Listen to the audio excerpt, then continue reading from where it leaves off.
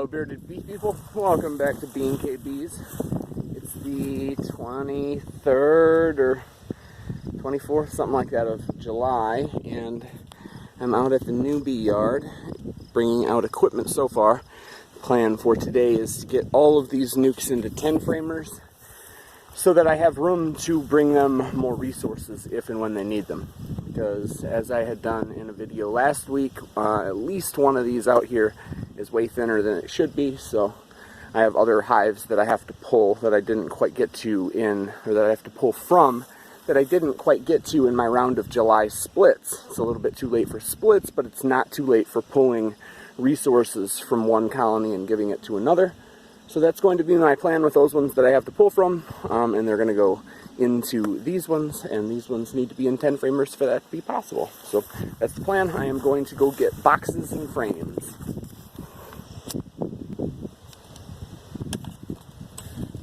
Alright, so now I'm back. I had brought boxes and boxes of frames, lids, inner covers, bottom boards, all that type of stuff. And so now I am going to try to work fairly quickly through these. And the process is just moving the nuke off to the side, setting up the new equipment in the old spot, and transferring.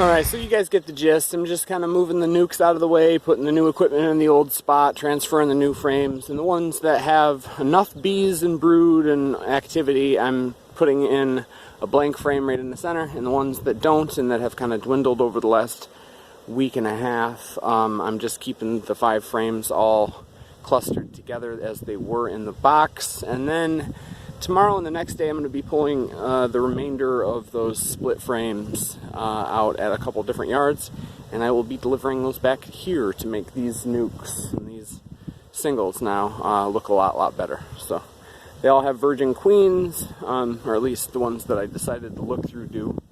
Some of them have multiple, so there's a little bit of a family dispute going on in there.